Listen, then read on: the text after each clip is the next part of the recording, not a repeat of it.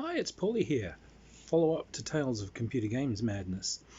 So, post Beam, I did some work in the computer games industry because needed the monies. But I've worked for a couple of companies. I was just thinking tonight. So I was asked to do a game for someone brilliant. They wanted me again to do that thing I do because I write. I'm an author, so I write dialogue and so on very quickly, very easily. So these guys, they're doing a World War II fighter plane game, and they are so keen about the fact this is historically accurate. This is so historically accurate. The most historically accurate of accuracies in the entire history of accuracy. They are proud of it. It's going to be, so it's all about Spitfires, and, we've got English voice actors that are all hired for this. So this will be fantastic. So this will be wonderful. So this is all about the adventures of 467 Squadron. So, right. So, first off, you're going to have to hire some different voice actors. You can probably keep the ones you got for ground control. And it's, why? It says 467 was Royal New Zealand Air Force. It was a Mosquito bomber squadron. Did fly Venturas, though. I remember that before it switched to Mosquitoes. The Mosquitoes came in about 43. What?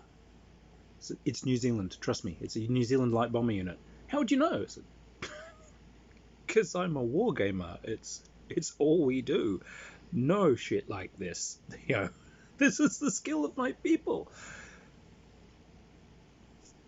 Google. Oh, shit. God. Wow. You just knew that off the cuff. Yes, I did. But that's okay. 467 is hilarious. The New Zealanders, they were bastards. And I mean that, in the Australian compliment, mate. They were wonderful. These are the guys, they did the raid on Amiens. What? Okay, so Gestapo headquarters in Amiens had all of these resistance fighters all locked up or going to be executed. So the New Zealanders came in and they precision bombed the gates and they blew a hole in the section of cell block they knew was essentially unoccupied, but they let all the prisoners out and they had other resistance fighters there to shepherd these guys off. They had trucks turn up for them, and as local German units scrambled trucks and so on to try and chase after these guys, Mosquitoes just came in and obliterated them. It's a great raid. They did another one in Denmark, and that was palled up with, I think, 464 Mosquito Squadron, which is Australian, and they did the same. They took out the Denmark Gestapo headquarters. But these are also the guys that strafed Goering's birthday. What? Yeah. Goering was having a birthday parade, and they're doing a fly past of mighty Luftwaffe things, and he's supposed to give a speech from the podium, and this New Zealand squadron intruded mosquito bombers into the stream of aircraft for the parade.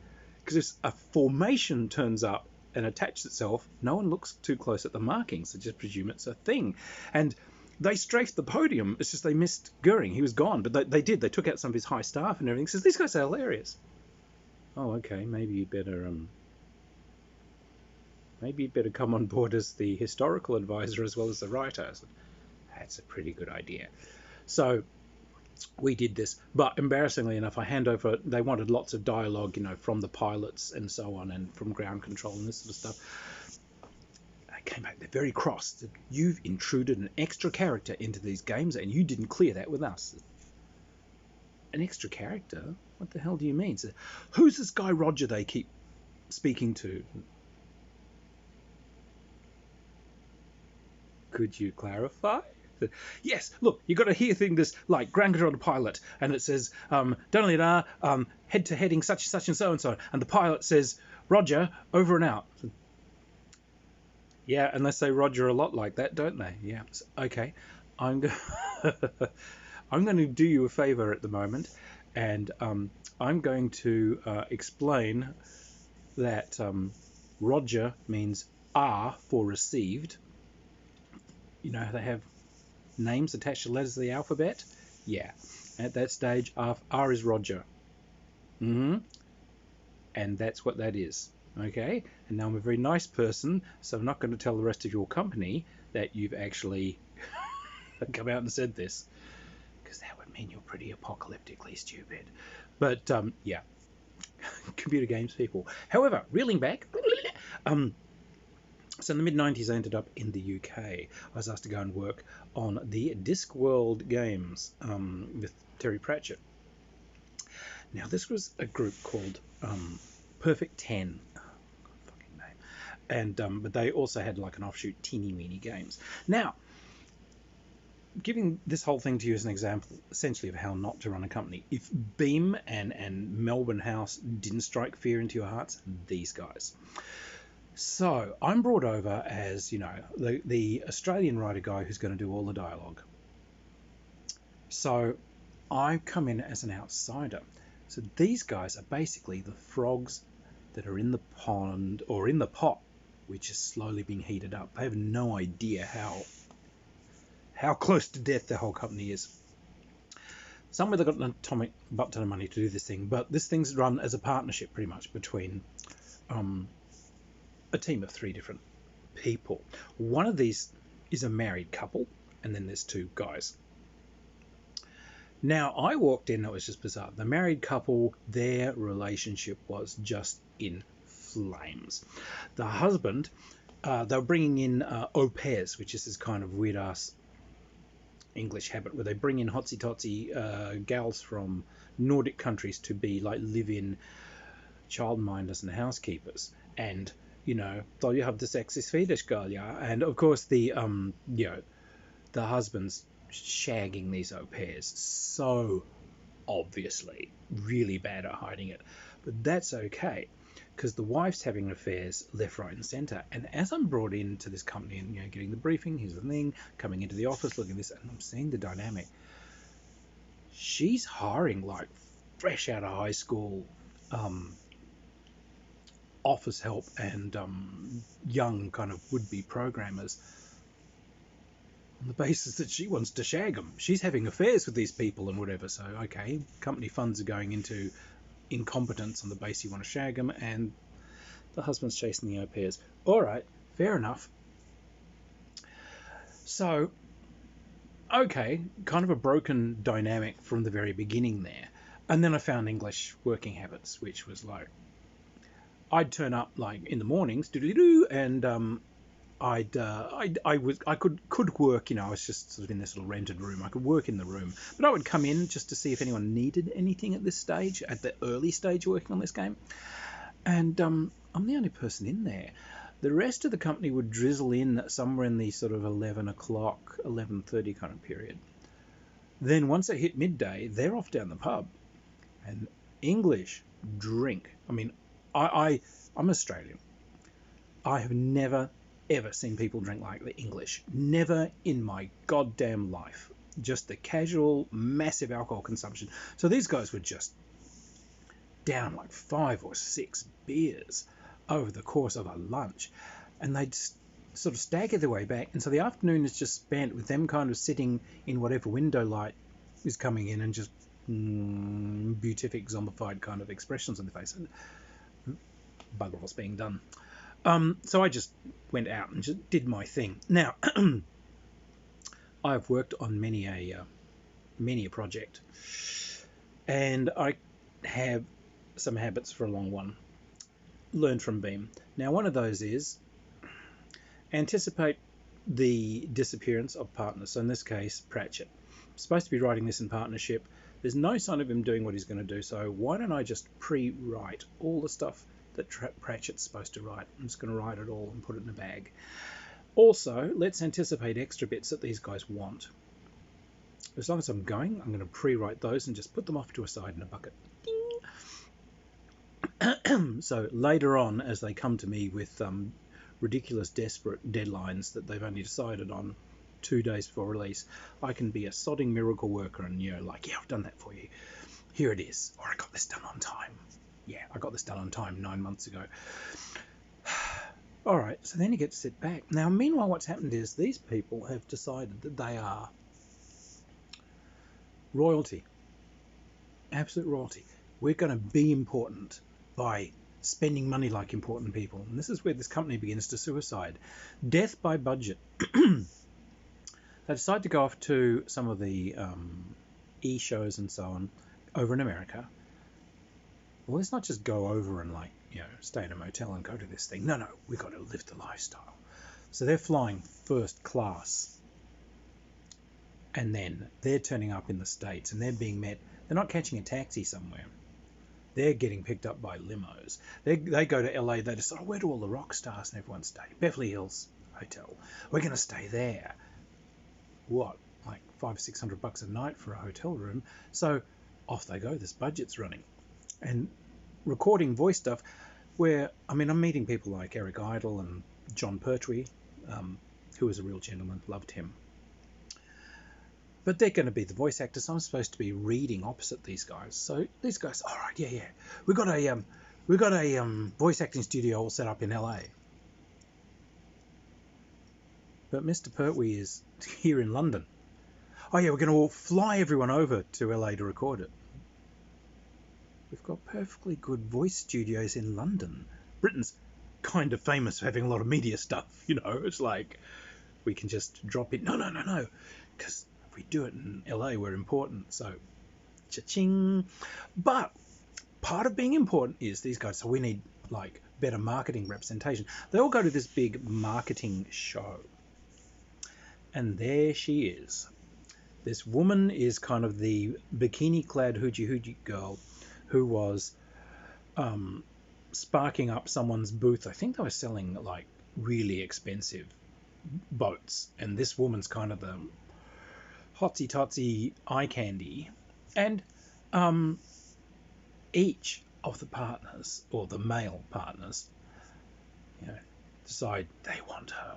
So they get together and they say, we'll offer this woman a job. Each of them not quite realizing that the other is angling after this woman. We'll offer a job to her as our marketing person. Now, I met her, and she was a nice lady. I liked her. She was laughing, funny. She knew a tiny bit about marketing.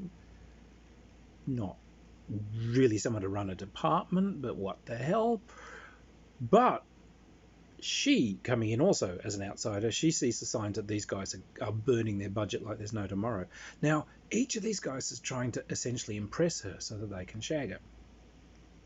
So I'd go out of the office, and there was nothing for me to do. After all, I do write very quickly. So I've done this thing. So I nicked a company car because they had a whole stream of those, because that's part of being important. So many they didn't keep track of them. So I just took one and went on a tour of the British Isles. And when I say British Isles, I went to the Outer Hebrides. I went to the Orkneys. Yeah, I wandered around Skye, and I wandered around Ely, and, off I went. Phoning in every morning diligently. Hi, do you need me in the office this morning? I will check. Mumble, no. Oh, no, we don't need you in the office. You can keep writing from home. Well, that's good. Because I'm in the Orkney Islands, and that would be a bit difficult to drop in. But, but we did need some descriptions on this. Oh, that's okay. I'll write those up for you. Me fully know I've already got those things written. So I could just send them the files. But when I would drop back in, coming on these journeys, each time I come back, this marketing woman, she's got a bigger office with more bells and whistles in it. Now she's got a company car that's leased for her. No, now you turn up and there's a sports car that's been given to her by one of the partners, trying to sweeten things up. And then you're talking to her and says, I probably won't see you for a few weeks. I'm off to a holiday in the Canary Islands. Yeah, one of the partners has given her a holiday. And we actually went out for a long walk. And she said, oh, yeah. She said, I feel a bit guilty, but these guys are going down. I can see this company's, they're spending everything. So she's basically got a jute sack and stuffing as much money in it as she's making hay while the sun shines. As long as they're willing to give her cash bonuses or physical things like cars and whatever, she's taken them. And yes, this is what happened to this company. It basically spent itself to death on lifestyle. Now, the three partners, by the way, they ended up hating each other so much because they were all rivals for this woman. They wouldn't come into the building if they knew each other were in the building. the married couple suddenly discover that each other are having, affairs, and so that marriage goes down, and you can just see this whole thing going down in flames. When I talk about spending money, it's not just on lifestyle, by the way. What they were doing was they were purchasing options for things, snapping up all these different media properties and paying the option for them. And I was just there, I've dropped in on one of the things where I'm not currently, in the diving bell somewhere off the Marianas Trenches, and I just found all these properties they've got, and I felt like, you guys are trying to run a company, and you brought me in just for the one job, but I said, look, you should do something. Do you want me to do you proposals, for these games? These are just sitting here and time's ticking. You've bought, they've spent hundreds of thousands on getting the license for things, and they were doing things that they bought the options on things like Colombo. They also bought it for Leslie Nielsen's Police Squad and all those sorts of things. And also for Gillian Anderson and Cohen for the X-Files. So if you don't show that you've developed anything, they take the license off you. So if I just put in, if I just do a proposal document, that's something, and then at least the license doesn't immediately revert to them, you've got another year to start trying to come up with some serious, okay, yeah, all right, so they pay me a little bit to sit there and do this. So I end up talking to these Peter Falk and all these sorts of people trying to sort it out. So they're asking, when's the game coming out? And I can't tell you. And yeah, these guys just did nothing. They just let these licenses slide. They just couldn't be bothered doing anything. Hundreds and hundreds and hundreds of $1,000s down the drain. Everyone that ended up working with that company, when things like Discworld came out, by the way, they are, it's pretty dark. I mean, that thing hit world #1 round the world. And Terry Pratchett conventions will invite me in as a guest because, you work so closely with Terry. Yeah, I knew Terry. I'd known him for a decade or more before. We were all friends. That's why I was in on the game. But the game itself, a terrible experience, because in the end, none of us really got paid for it. We got the money. I got some survival money when I was there, but royalties and so on didn't happen because these guys, their company folded. It collapsed because of the way they ran it. But these guys kind of sold off their properties and ran, and effectively what this means is no royalties for people like me that were working on a royalties basis, and deliberately done that way so that they could stiff people. They took a cash payment and off they went. So yeah, when I say I despise the computer games industry, I'm not joking. This is fairly typical of how I found these companies run. Like I have said, when I've come visiting other games companies over the years, I'll drop in on EA or drop in on different little companies in the States when I was visiting, and you go out with the little guys, the guys and gals in the trenches, the programmers, the artists, the musicians, not the higher ups. And as you get the stories and you look in, you can tell, you can walk into a company and you can just see the touch of death on it, when you can see lifestyle and crazy sucking the operating budget out of these companies, and down they go. They should bring me in as a marketing consultant, I swear. Anyway, more fun tales from computer games. Ding.